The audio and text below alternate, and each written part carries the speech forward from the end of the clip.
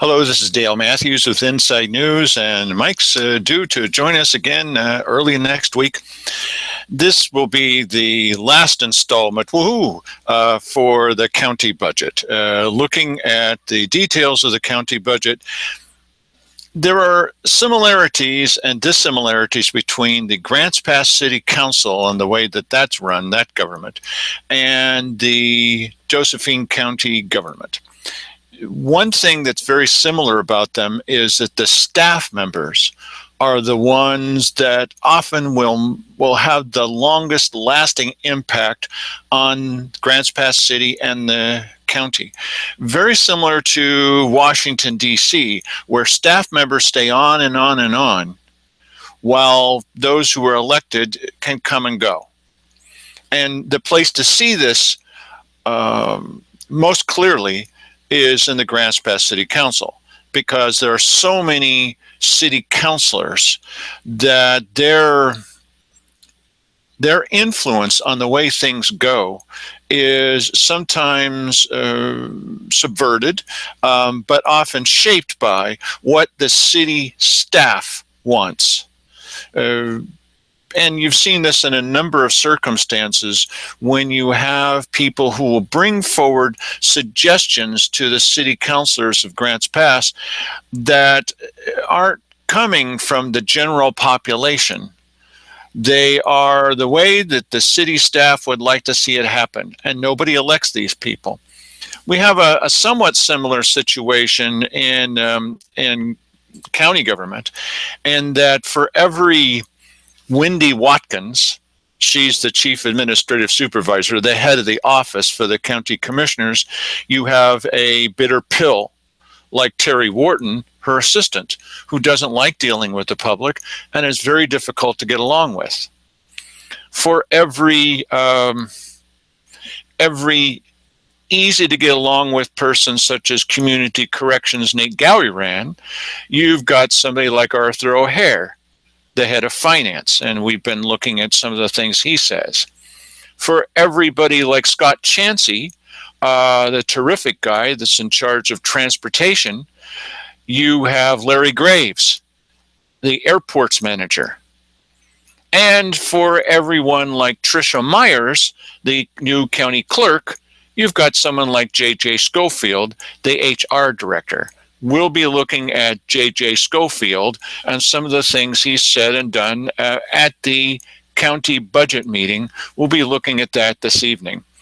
J.J. Schofield, to put that in perspective for you, he's the fellow that set in, along with Wally Hicks, set in a meeting of the county commissioners where we videotaped it and we put up the meeting afterwards. I will submit to you that when you have videotape of it, despite what Keith Heck may say, once you have the videotape, that's the fact. Now, you may look at that tape and say, well, I interpret that in a different way, but it's difficult, despite what Keith said, to say that such a thing never, ever happened. Oh, it looks like my video is frozen. Now it's back again. Okay. It's simply not true that it never happened. That's something that that our legal counsel insisted on for a while. He was trying to tell people, well, that never happened, even though it was on tape.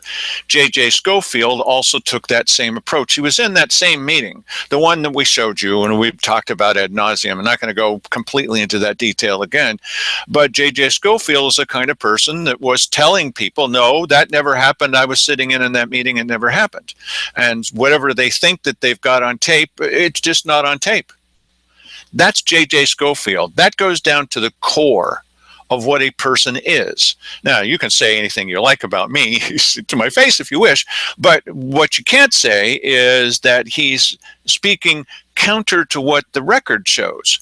We've got documents, we've got eyewitnesses, we've got videotape. This is a little bit different than someone to say, read the IV News, where well, you come to your own conclusions about that. But what I'm trying to say is that once you have it on videotape and it's also recorded by the county in an audio version, it's pretty difficult to say, no, none of that's true. That never happened.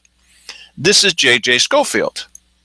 Now, The elected officials compensation committee also was a place where J.J. Schofield was involved in making suggestions of how things could go.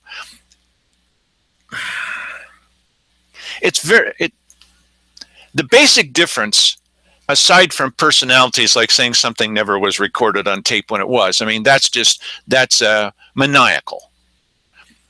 But there is a legitimate, in my opinion, difference of opinion.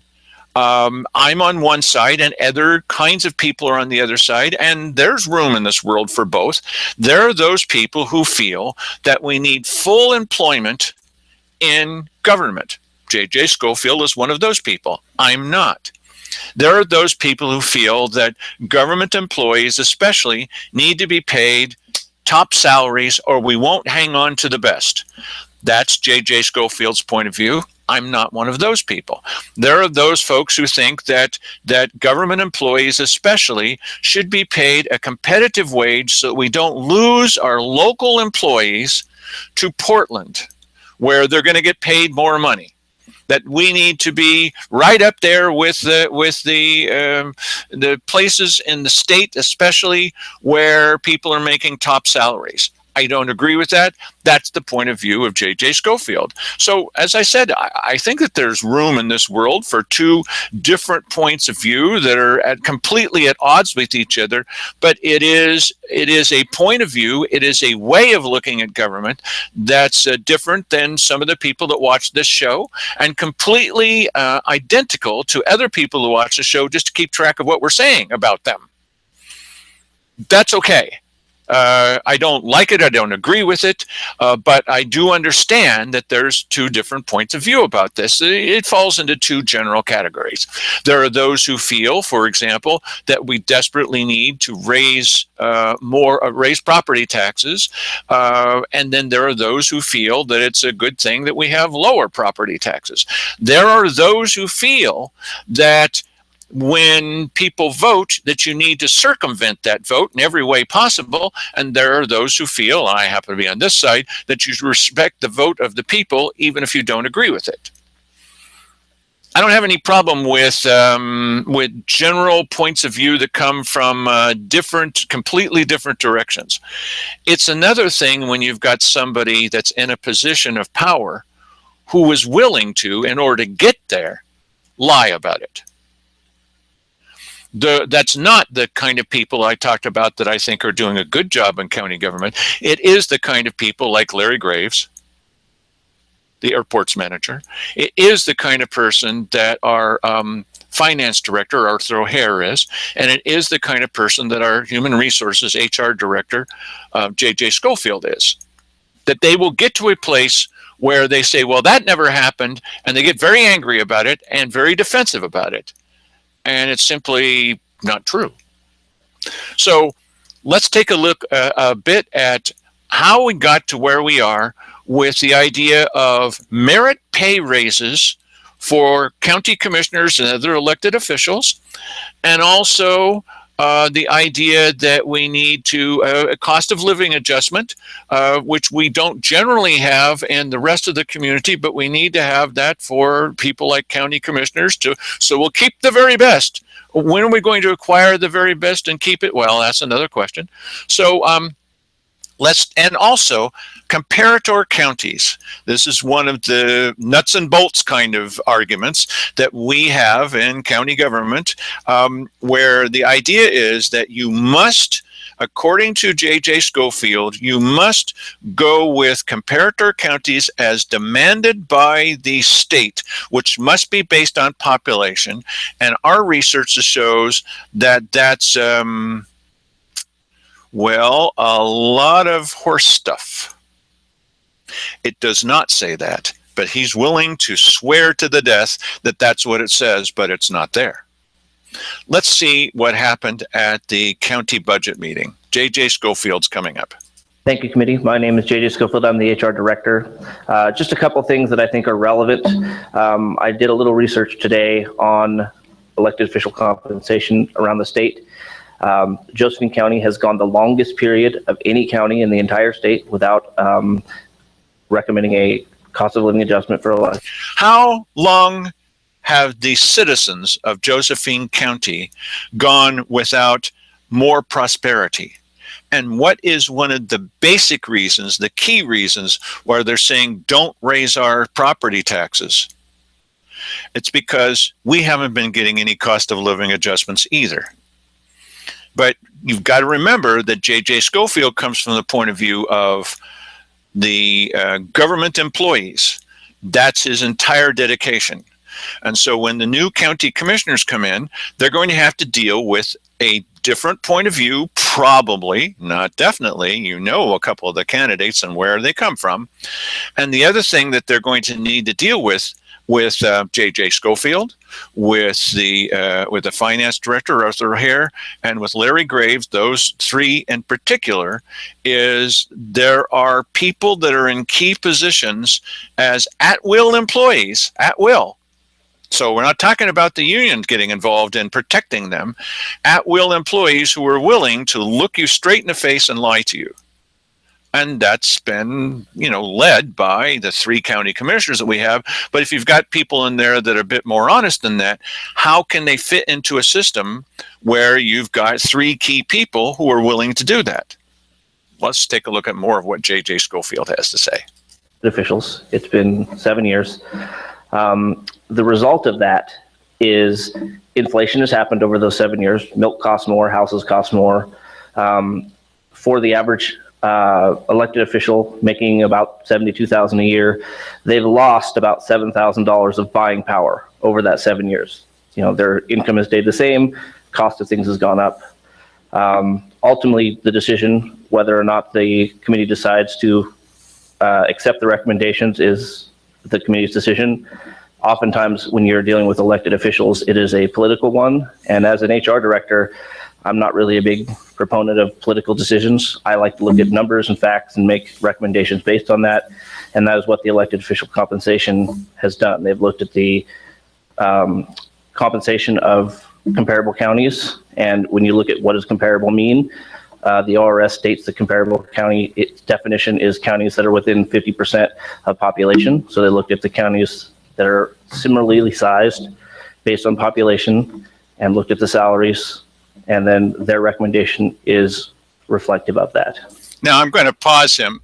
I'm going to pause him right there and read to you something that it's a very interesting thing. Some of the county employees have gone onto Facebook to try to defend the county government's point of view. It seems to be a coordinated, or at least concentrated effort to try to get their point of view across. And J.J. Schofield is one of these people. There was somebody that was asking some questions on one of the Facebook sites about how do we get to those comparator counties? And here's what J.J. Schofield has to say. Quote, "It is actually due to ORS regulations." No, it is not actually due to ORS regulations. We are not required by the Oregon Revised Statutes, even though he wrote that on a Facebook page, we are not required to do it according to population. Population is one of the things that should be taken into account, but that is not the only thing, and it could also involve economic conditions in your area, which we are not taking into account. He also said,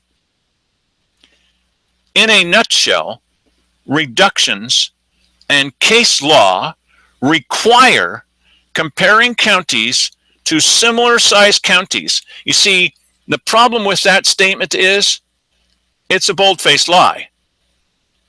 It's simply not true. This is not something that the state says that we have to do. Now, that fits very well with the kind of mentality, in my opinion, that Cheryl Walker has shown. You may recall the famous incident where she was trying to explain something the county commissioners were doing, and she had a piece of paper, and she says, well, according to ORS, and she was reading the regulation, even the page that it was on, this says we have to do it. So do they think that nobody will go and look that up? So I did. And that's not what it said at all. The page was right. The place where one would find such a thing was completely right. That was the heading for that topic. But what she said was wrong.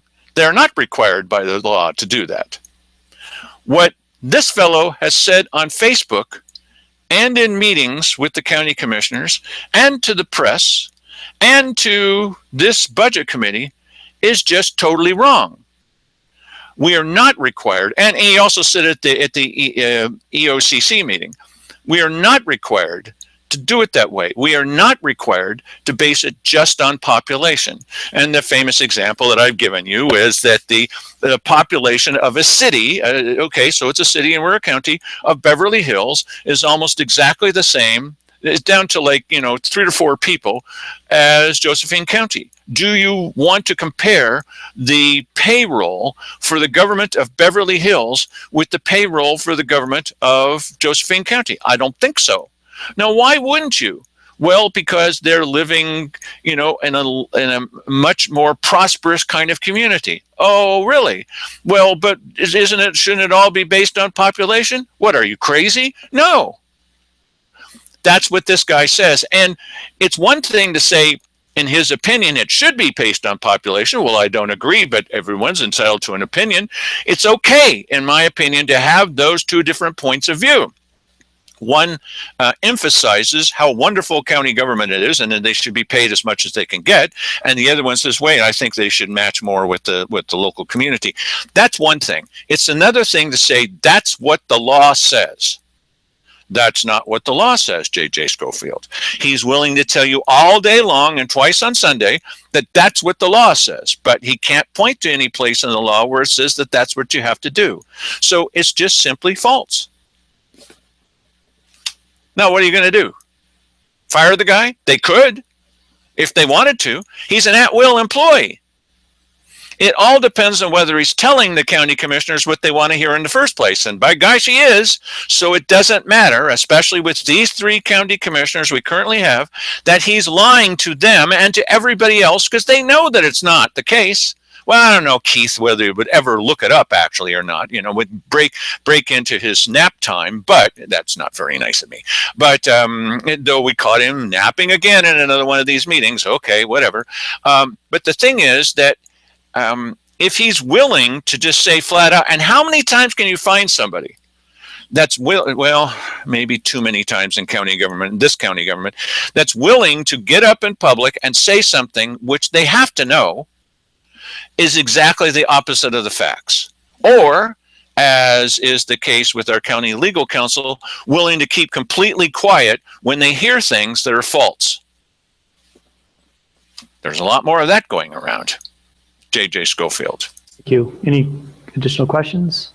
I'll bring it back to the committee for deliberation. Okay, so bring it back to the committee for deliberation. Where did this idea come from that was a good idea to introduce salary adjustments for county elected officials? Well, that came from the EOCC, Elected Officials Compensation Committee. Not exactly. So I always go, and I'm always the only person in the audience besides elected officials. And I go every year, and every year J.J. Schofield kicks up a big fuss about how I shouldn't be allowed to ask any questions, even though it is okay to ask questions and has been okay before. He's one of those kind of people, falls into that same category again, who doesn't want to hear anything from the public and especially from me. Here's what happened, and just watch where the idea came from. Debbie, go ahead. So JJ, when I was looking at the data that you had presented and emailed to us ahead of time, I did have a couple of questions, particularly with the request that came in yesterday, where the information that came in, I think it was yesterday, my days run together sometimes. I think it was yesterday. Now, what happened was that J.J. Schofield, the day before this meeting of the EOCC, of course, we don't get to see this because we're just the public. We're just the one paying the bill. Just the day before, he gave new information to the elected officials compensation committee. It came from J.J. Schofield. Okay. And one of the questions I had is there like an experience factor that weighs in on salary? For example, if you're a county commissioner who's been here longer, is there like a, in my world, it would be a step. So if you have more experience, you're on a higher step than like an entry level. Currently at this county, there isn't. Some counties do that. Here's an example of Lincoln County. What an interesting thing that he just happened to have this with him. And she just happened to ask a question about the thing that he had sent to them. What a coincidence.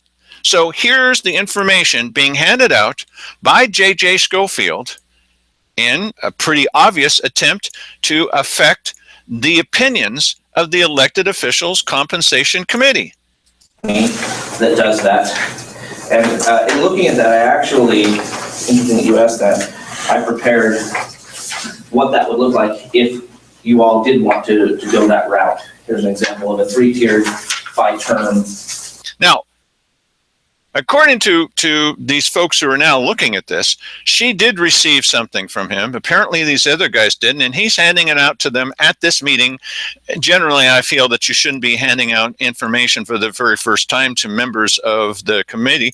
I did ask, would we be able to get our hands on this kind of information? And I was promised, of course, oh, well, all of that will be posted. That's easy to do. We'll post that. And of course, J.J. Schofield did not post any of that. Of course not, because that's another thing that separates a person like J.J. Schofield from somebody like Scott Chansey in charge of the transportation department. Is Scott Chansey, if he said that he was going to post something, he will post something.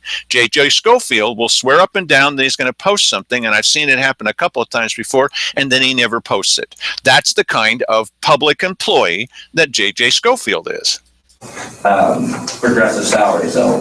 That's actually funny because I didn't have time to email you my question. I have psychic powers.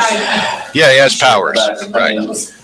In all likelihood, if I am an elected clerk and I've been here 4 years as a clerk, I'm probably a better clerk after 4 years than 1, and that. Okay, so if you're an elected clerk, you're probably a better clerk after 4 years. For example, the person that we had in that position before was there for, what was it, 16 years or 20 years? There were all kinds of problems with that clerk before. We're lucky now to have Tricia Myers as our clerk. Now we probably don't need to worry about counting of the votes, but there were a lot of irregularities that went on. And one of the irregularities that I was there and I saw myself personally was when Sandy Casanelli's recall numbers came in. None of them were signed correctly. It's required by state law that they have to be signed at a certain place saying, I certify, and et cetera, and it even says on there, you have to do this under penalty of law. Well, they weren't signed 646 times. They weren't signed. So I went with Sandy Casanelli when she said, I don't think this was done right, to the clerk that was there before. Oh, you're probably a better clerk after 4 years. And he said, it's too late to do anything about it. You can always appeal to the state, ha-ha. Ha-ha. That was our county clerk from before. So the idea that someone's going to be better after 4 years, do you think that Simon Hare is better after 4 years? Now, I didn't vote for either one of those characters, but I sure wasn't going to vote for Mark Gatlin. As bad as Simon, as you might think that Simon is, and I know that Simon is, as bad as he was, Mark Gatlin would have been worse. So again, it's the the choice between the lesser of two evils. There wasn't any reason I was going to vote for either one of those. So what makes Simon Hare better after 4 years? Really? And how many times recently have we had commissioners that were voted in and said they were going to do one thing, then they turned around and did something else, like Sarah Walker did on the day that she was first taking office. The first day, and as Don Reedy did, the second day he was in office, complete turnaround on the second day he was in office. And these people served, these last people served only one term. Dave Toller, one term. So why are we trying to attract and keep the very best in the world? That's not working out very well for us. According to J.J. Schofield, here is one way to do it. That would make the compensation based on the first 3 terms. And so basically, right now, it's kind of a flat. If you are an elected official and you've been here 1 year, you are the same footing as if you've been here 20 years. No, let me add the additive to what you said. Tell me if I'm off base, because I don't sure that. We don't have a merit-based system. That your office has to pay, that's the way it is. Mm.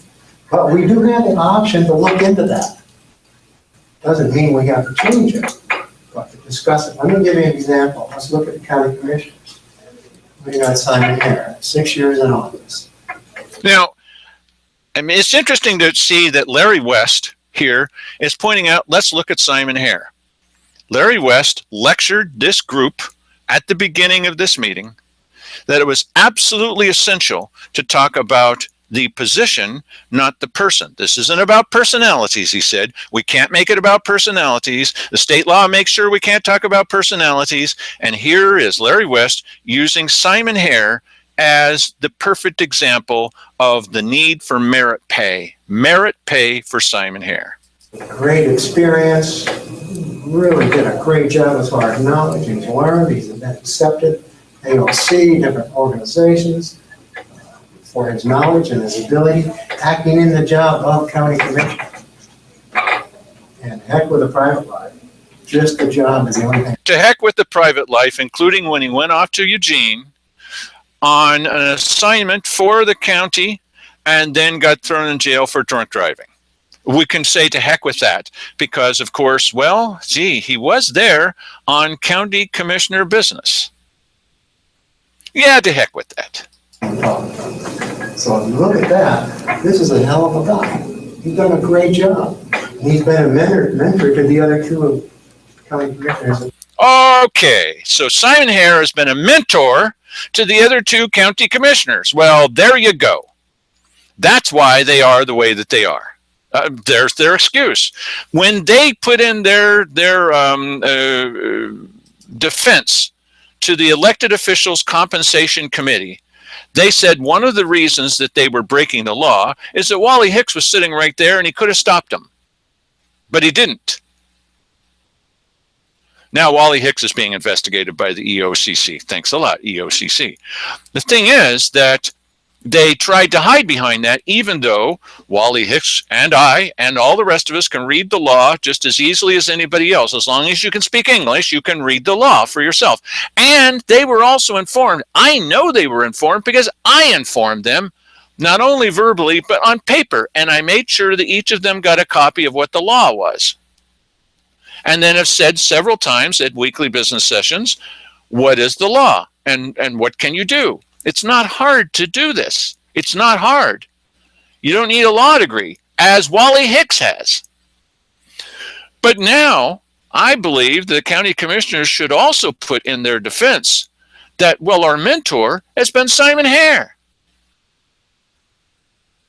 And if we're going to follow an example, why not follow the example of someone who, as you've seen on tapes here, has lied to us straight, looking straight in the eye and lied to you, has cheated, has broken the law. Not all county commissioners do this. That's not been the history of Josephine County. But as I've said before, it's like one of those one-armed bandits in Las Vegas. You know, eventually, I suppose, when you pull on it off enough, you're going to end up with clunk, clunk, clunk, 3 lemons. That's what we currently have. And we're going to end up with 1 lemon and hopefully 2 tangerines. I don't know what we're going to end up with. I don't think they're all going to be cherries, but we'll end up with somebody different in office coming up here, well, not soon enough. Anyway, so here's Larry West. And yes, you're right. He was sitting in the back of that room while J.J. Schofield was telling the commissioners about why it's a great idea to give them a raise and merit pay. And here he is talking about, here is Larry West talking about what a wonderful commissioner Simon Hare has been and what a great mentor he has been to the other commissioners who are being tossed out of office. Yeah, and there's every chance that he's going to be a mentor for maybe the next two coming down. Well, this guy's been doing it for 6 years, holding his own, head of the game, been a mentor, and he's got a road to go for 2 more years. Now, that's merit based. I don't have a problem giving somebody that has merit like that, who's benefiting the county much more than a newbie who takes 2 years to find out what the bathroom is. An increase, I have no problem with that at all. Okay, so what I said to them at the end of this meeting was, I mentioned this to you before, because we get a chance to talk, even though J.J. Schofield always opposes the idea of anybody from the audience speaking. Although he encourages the elected officials to speak, he would really prefer that I'm not there. Probably wishes that I would just die. Why don't I get the hint? He was the one that then came up with this idea of merit pay. And what I said at the end of this is, if we're going to have merit pay, shouldn't we have demerit pay? And that when the commissioners come up with a really bad idea and it's voted down, and we know it mathematically that it's a bad idea by 80% of the population, that their pay drops. If you're going to give them an increase for the wonderful job that they've done, if that's your point of view, that Simon Hare has done a wonderful job, when he does a bad job, shouldn't he get docked in pay? Wouldn't that be fair? I don't think that the county commissioners feel that would be fair. Thank you. Any additional questions? I'll bring it back to the committee for deliberation. May I make a motion at this time, Mr. Chair? Discussion? If I didn't know if you wanted discussion first or if you wanted a motion to foster discussion. I didn't know if you wanted that. Well, That's I what don't I'm know that it's asking. up to That's why I'm me. asking you. I could certainly entertain a motion as you are the person that I recognize first. It's not up to me to determine whether or not. So you have the floor. If you choose to make a motion with it, that's up to you. Okay, I move that the Budget Committee accept the recommendation of the Elected Officials Compensation Committee and recommend the board adopt a policy to keep elected officials' salaries within 5% of the average of comparable counties, and in doing so, increase in the following elected officials' annual salary of July 1st, 2016. The assessor, 3%, the sheriff, 6.25%, and legal counsel, 2%. I would second that motion. It's been moved and seconded. It is open for discussion on the motion. I'm commenting on the basis of the Elected Officials Compensation Committee. I do want to thank Mr. West for sticking your neck out and chairing that committee because, as is sadly too often the case, even discussing an issue brings venom from strange places. And No, what was that? Even discussing the issue brings venom from strange places. You ever feel that that I'm occupying a space in Keith Heck's mind rent-free? Venom from strange places. I guess it all depends on whether you think the sheriff has been doing an excellent job and really deserves a pay raise, that Wally Hicks has been doing a super job and deserves a pay raise, that our elected officials deserve more money and compared with counties who are doing much better than we are, because, well, one of the reasons why you would know that is with these elected officials, look at the economic prosperity of our county. No, I don't think that you could. Well, isn't their report card somehow tied in with the economic prosperity of our area? Well, let's not tie it in with that because we should tie it in with population. Okay, so what that would mean would be that if more people in our county were procreating, why, then we could get closer and closer to the kind of pay raises that they would have in Portland. Hooray! So shouldn't our county elected officials be out there encouraging everybody, even at the high school, to procreate at the earliest possible opportunity? Because that's directly tied in with their salaries. You can't be saying that they should encourage that their report card is how economically prosperous we are, because that sure wouldn't work. You probably wouldn't be able to say we should tie it to the amount of of trust that our population has in the leadership of the county, well, you better not base it on that, or on the degree that people feel that they're honest and straightforward.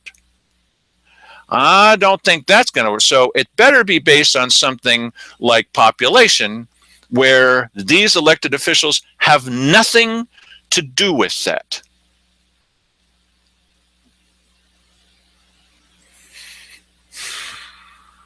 No decision is made.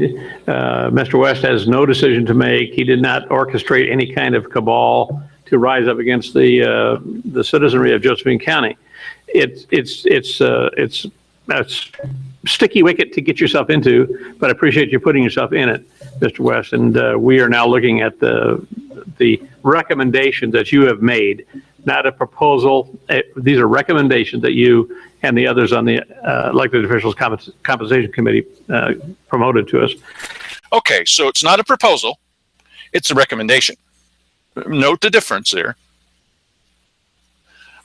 Keep in mind also that another recommendation that Larry West has made, just to put it in context, this is a politics show, I can do this, is that you really should read the Daily Courier because it's one of the best newspapers in the world. Yeah, okay. Thank you, Larry West. I want to make a couple of comments. One, I have been involved since the 13-14 year to try to have my salary reduced. So I'm going after it again for the fourth year. The legal counsel has said that it is perfectly admissible to pay commissioners a different salary. There is nothing that is legally mandated that all commissioners must be paid the same amount. There was an idea that a commissioner can request that their salary be reduced. That is stipulated by Oregon law. A single commissioner can request, and I am requesting that the salary for position 2 be reduced, at least from the Board of Commissioners can do whatever they want to. If I'm not reelected in January, they can do whatever they want to. But for the balance of my term, from July 1st through 12/31, that my salary be reduced from $70,000 or $75,000 a year to $60,000 a year. And I think I have every right to do that, and I would assume that the balance of the committee would respect that and go along with that. $30,000 in 1989, charter calls for $30,000, is roughly the equivalent of about $57,000, $58,000 today, adjusted for inflation. So this is and that particular section in the charter was ruled as is not a valid section of the charter by the Oregon Supreme Court. No, that's not correct. So you can look it up yourself. What happened was the county commissioners at the time encouraged Steve Rich, that fellow that was so much better after 4 years, to go to court to fight against that because the people had chosen what they wanted and the commissioners didn't like that. So you can look up those facts for yourself and see if those things are true. What's the history behind this now? The history behind this is every year since Keith Heck has been in office, the first year, I think so, but every time there's been a budget meeting, Keith Heck has said that he would like to take less money. So why didn't that happen? Because the other two commissioners voted that they didn't like that. Now, if it's always been the case that it's perfectly legal to do so, and if Keith Heck's position this time happens to be running for office, but he's done it before, if his position this time is that he'd like to do that, then how was it voted down before? Under what circumstances could the other two commissioners vote it down? And why would they? Well, I think it's pretty obvious why they would. In fact, they stated why they would, because it would make them look bad. And they didn't want to establish a precedent for years afterwards, after the person's out of office. I think more likely a precedent that affected them. As Simon Hare said, I think I'm worth it. So why would they say yes this time and no the other times? Why would they do that now? It's just a coincidence that Keith happens to be running for office this time. Okay, coincidence, fine. Why wasn't it done before?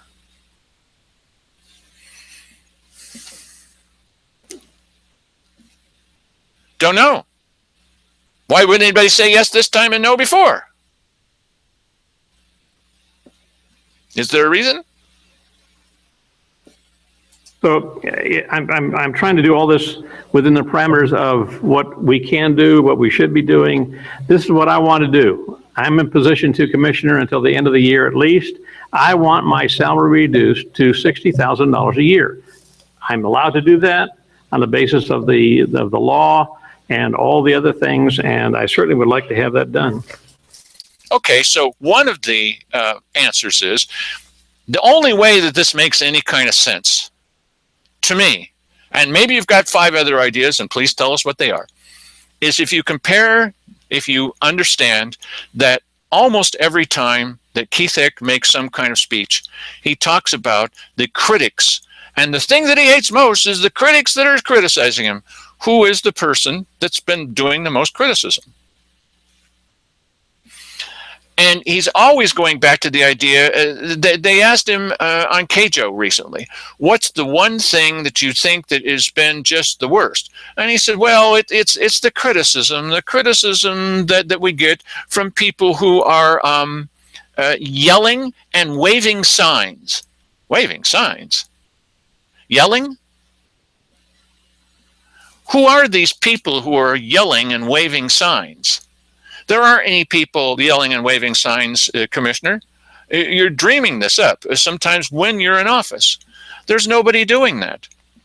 There's people out in the audience laughing. Yes, indeed, there are people out in the population and in the Ann Basker who are laughing. That's correct. When you say that you had absolutely nothing to do with the levy, and we've seen the tape where you were tasking county employees to gather information to hand over to SOS and Cuffs, that's having something to do with it. Well, no, I never did. We know that you did, and so it's laughable. So I made a lot of fuss about, and so did Raymond Smith, about the idea that we feel that you should follow the county charter, even if you're not required to, even if you can get around it, even if you can avoid it, even if a previous legal counsel went up and subverted the will of the people, that you should follow the will of the people and take $30,000 a year, as it says in the charter. And other candidates were kind of, didn't quite know what to say about that. Keith Hick was especially hard hit by this. It's affecting him probably way too much, actually. You know, obviously, we've got his number. I've got his number, and all you need to do is press the little button. Okay? And you want to hear that again? No, I'm not going to do that again. So, even so much that Ron Smith said that, Dee Dee, his wife, his paramour, said that, well, Ron's always said that. No, Ron never said that he wanted to take $30,000. I mean, you could say it now. It doesn't really matter because he never did. Or if he ever did, well, you know, he never said it at a forum. He never said it at a speech that I've ever heard. And I've gone to all of them. We've taped them all.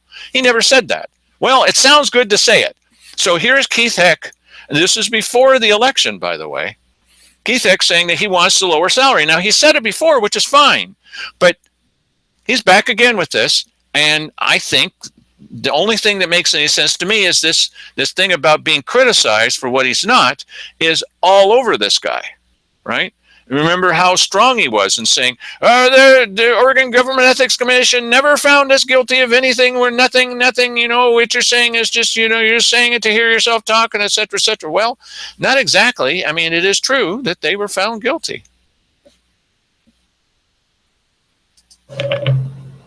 Any other discussion? So Commissioner Heck has not made a motion. We've got a motion on the floor. So the first one to proceed on is Commissioner Walker's motion. Can I ask a question, please? Yes. On the motion, is this a motion that carries forward so that this process is done on a yearly basis subsequently? Or is this a one-time shot? It's my understanding. Understand my question? Yes, it's my understanding from the motion that I have made here that that would be a policy to keep the elected official salaries within 5% of the average. Currently, the three specifically mentioned, the assessor, the sheriff, and legal counsel, are the three who are not. I believe one commissioner was as well. No, that's in the second recommendation. So I think that's the intent of your motion. Can we make So- that clear? How do we, Because So- that, From my perspective, the From- Budget Committee doesn't make policy. They recommend to the Board of Commissioners. right, this is a recommendation, okay, this but is a recommendation of I'd like to make it policy. clear that that is the recommendation of the Budget Yes. Committee. Yes, this is not, just because the board approves it today, everything we do in this committee is a recommendation to the Board of County Commissioners. I understand. So that this is This is the silly part. The person making the motion is a county commissioner. Half of the members of the budget committee are county commissioners. So here's Cheryl Walker making a motion that this budget committee recommend to herself that they adopt this raise that would affect herself. Well, that would eventually affect herself, and now would affect the assessor, the legal counsel, and the sheriff. motion is a recommendation that the board adopt a policy to keep elected officials' salary within 5%, which would be ongoing policy. Okay. And then the only three salaries currently affected by that are the three mentioned in the motion. If that's clear to everybody, that's fine. Okay. It's clear to me. Ms. Goodwin? Mr. Chair, it's my opinion that Josephine County, being one of the poorest counties in the state, I don't think that we need to set a precedent where we're just keeping up with the Joneses. The citizens of this county, many of the citizens of this county are in a worse economic situation today than they were 5, 6, 7 years ago. The citizens are not getting cost of living increases. Many of the citizens are worse off. And, just because other counties are the same size doesn't mean they're in the same financial situation. If we're going to compare comparable counties, they should be counties that have, say, the same average median income. Because right now, our median income is one of the lowest in the states. And I think that it sends a poor message to the citizens that we're giving raises to elected officials who ran for the position at the salary that was there. The elected officials, they knew the salary when they ran for the position. That's their choice. And the citizens who don't get cost of living increases and who are struggling to get by, they don't have a choice in that. So I would vote against this motion. Can you see why this budget committee voted down every suggestion made by this lady? Every time she made a suggestion, they said no. They didn't need much time even to think about it. And Simon here kept interrupting her at these meetings. Well, we need to move along, because she would say stuff like this, and you could tell the people out in the audience, whether they were cheering or not, because we're not allowed to do so. You can only cheer for county employees, and you can applaud for them, and they encourage you to do so. But you certainly can't do that for somebody that's representing your point of view. Of course, they vote her down all the time. I believe Mr. Brownback was next. Yeah, my question is, what do we mean when we say comparable counties? Is that talking about the kind of measures that Ms. Goodman has mentioned? Or how do we determine what a comparable county is?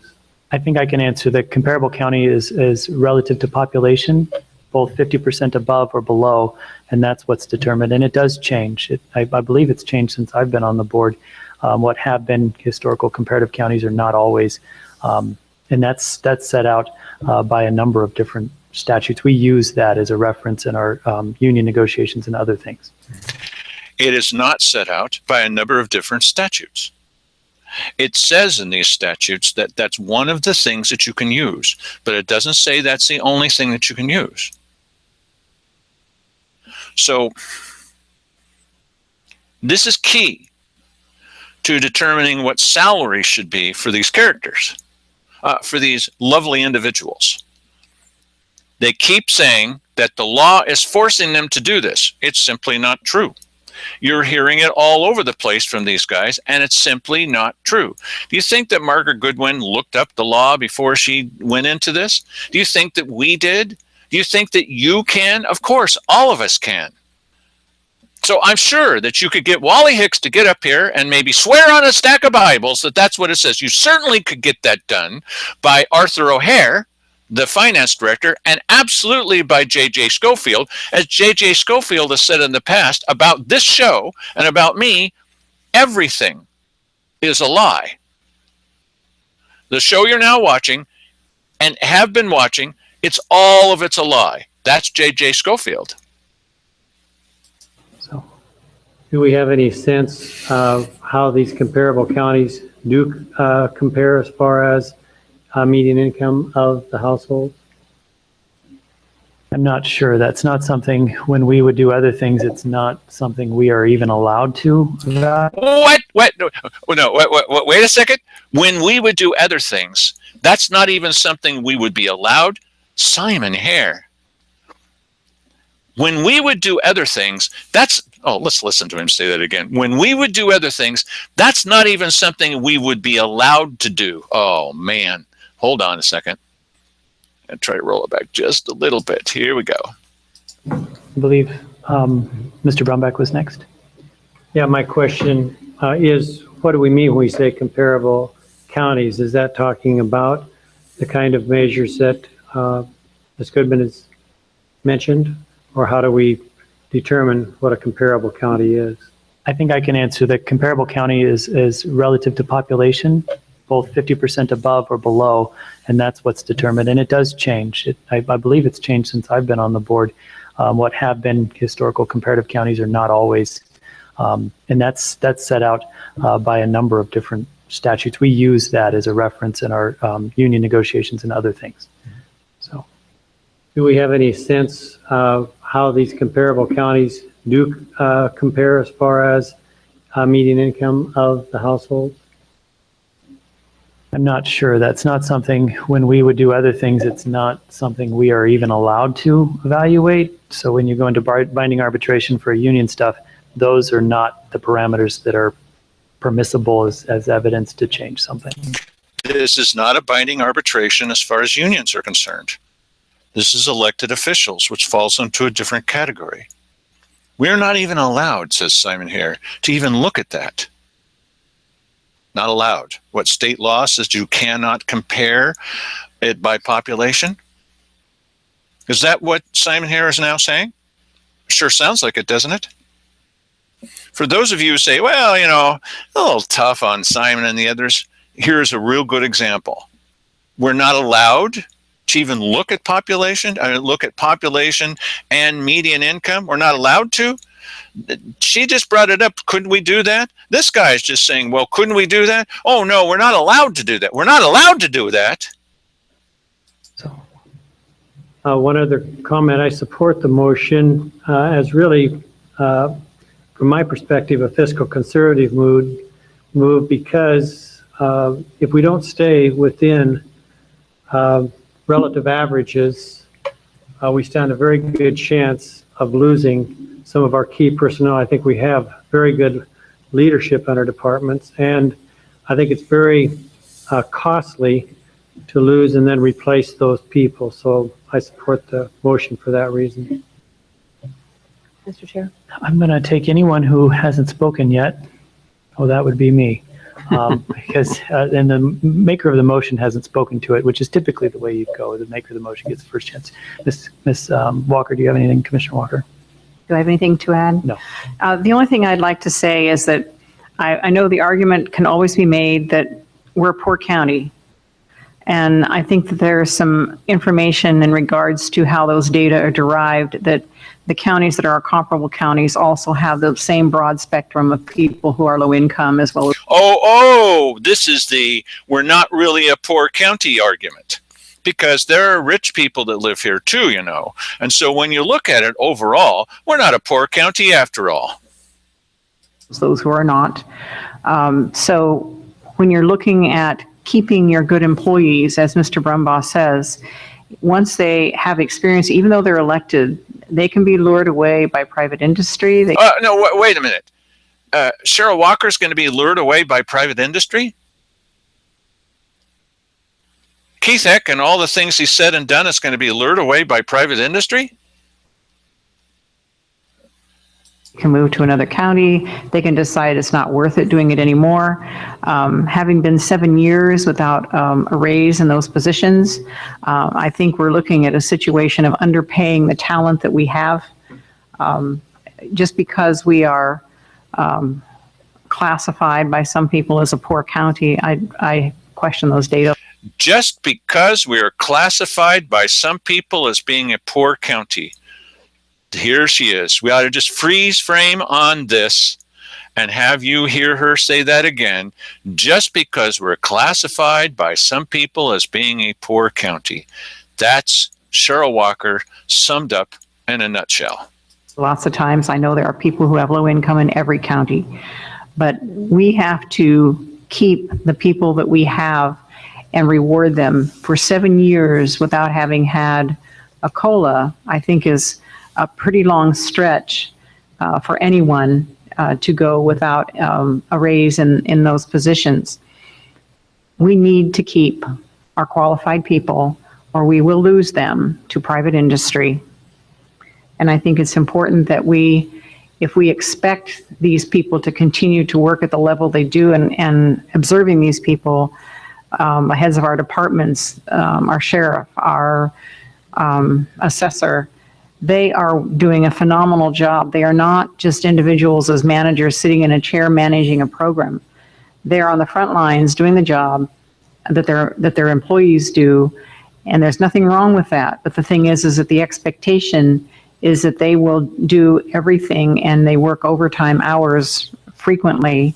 And as elected officials, it's like they're never not accessible, and they do go the extra mile. So I think that in line with keeping and paying for the expertise that we have is incumbent upon us as the citizens of Josephine County. Ms. Goodwin? Yes, I wanted to point out that while there is the same spectrum across most counties of rich and poor, statistically, Josephine County is the second poorest county in the state. Oh, but now wait a minute. As Cheryl Walker just pointed out, there are some people that would say that we're a poor county. What's the matter with you, Margaret Goodwin? Don't you understand that Cheryl Walker has just told you everything you need to know?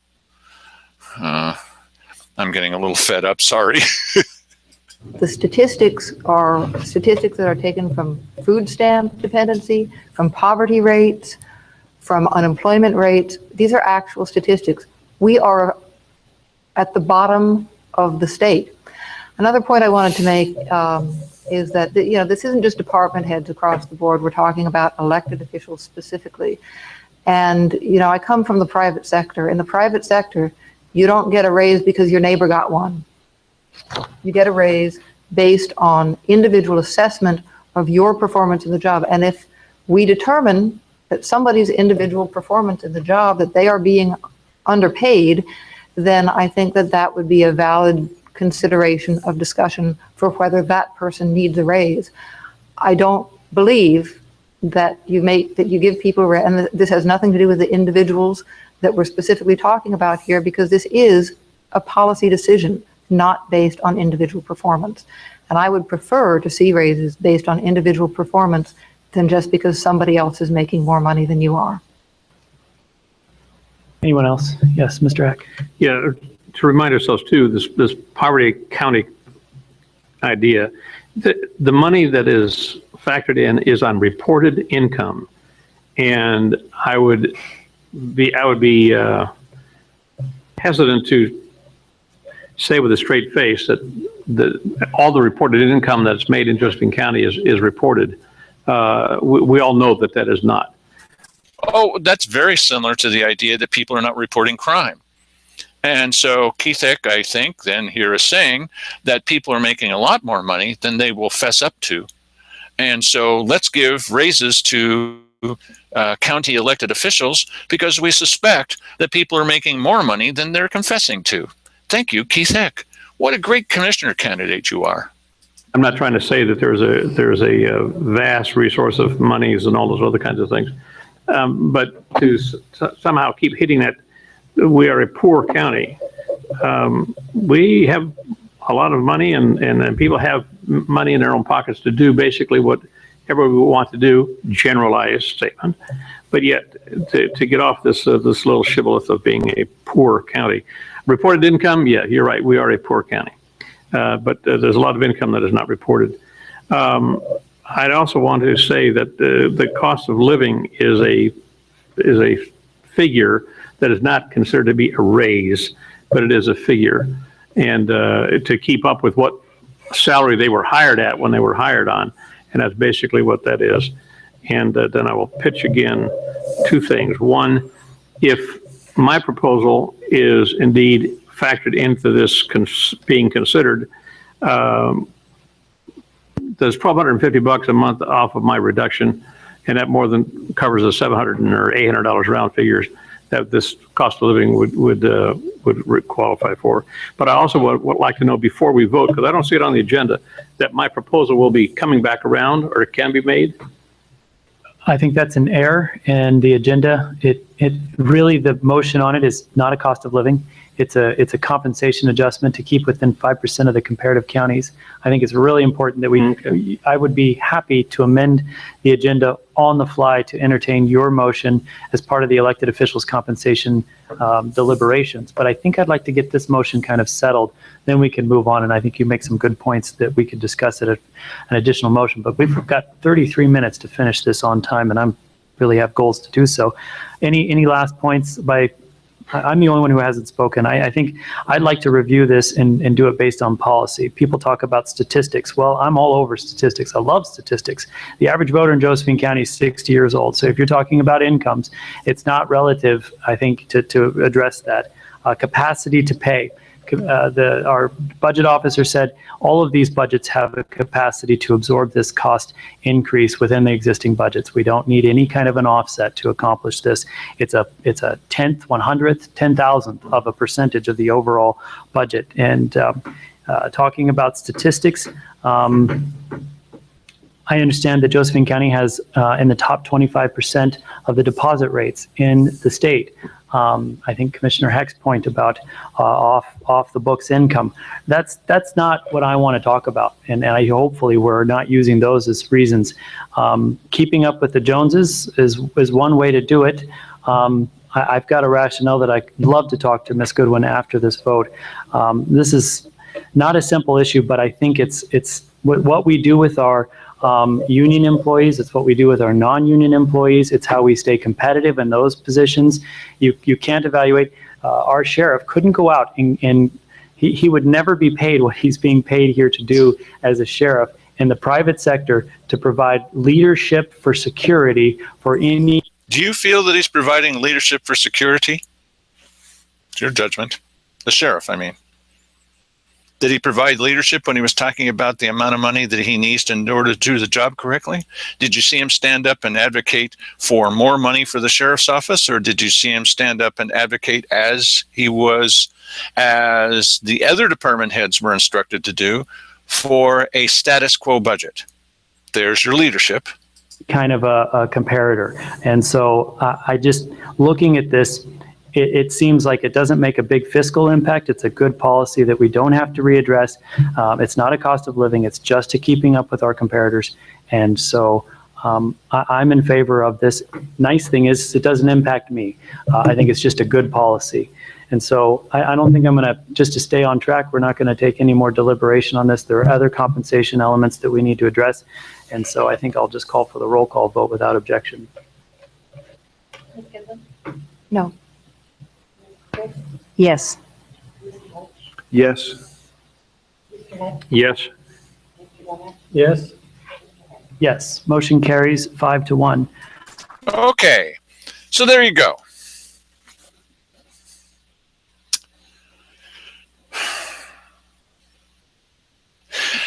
I'm not really thrilled with the way that the county commissioners ran the meeting with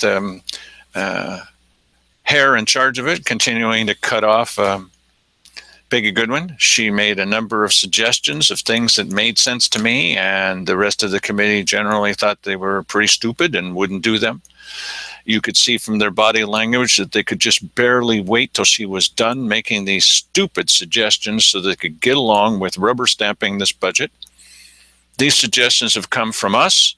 They've come from the show in general. They've come from people out on the street. And I didn't hear a whole bunch of people get up and say during the public comment, which we heard last night, hey, what a great job you're doing. We really sure do love this. Of course, those were just a few people who showed up at one meeting. That doesn't count, as Simon Hare says, the thousands and thousands and thousands of people who just think this is a ducky idea. Well, that's what we have. And as Margaret Goodwin pointed out in the show last night and the night before, she's not suggesting that anything be done this time. It's too late. It's not going to be done this time. It would be nice if it could be done next time. But could we please have us another meeting about this to discuss the direction this is going? No, we're not going to have another meeting to discuss the directions it's going. This is it. Doesn't she understand that this is just a show trial? The whole thing is just put on for the benefit of you're supposed to have one. They've already made up their mind. This is it. This is the budget. So it really falls hard down on these three people that are down here. What are they going to do if they get in office, any of them get in office, to change this system? Or at least to maybe dial it more into where our local economy is going. You heard 3 commissioners say that we're not really a poor county. Oh, we're doing pretty well. Maybe they really feel that way. Perhaps this is yet another reason to show them the dang door. They think that things are going along pretty good. And just the fact that statistics, videotape, come on, testimony, the state saying this is what you did. Come on. Get with reality. Get with the program. Why don't we if you just back your county commissioners and say that they're right all the time, why things would be so much easier. Don't pay attention to these stupid statistics. That's basically what the sheriff has said about Bill Hunker and the statistics. That Bill, there's a mythology about that. Really? Okay, so where are your statistics? Statistics. Facts, videotape. So, have a happy and prosperous rest of the evening. You can rest assured now that government is getting more money, and you're doing better than you realize. Just ask the 3 county commissioners.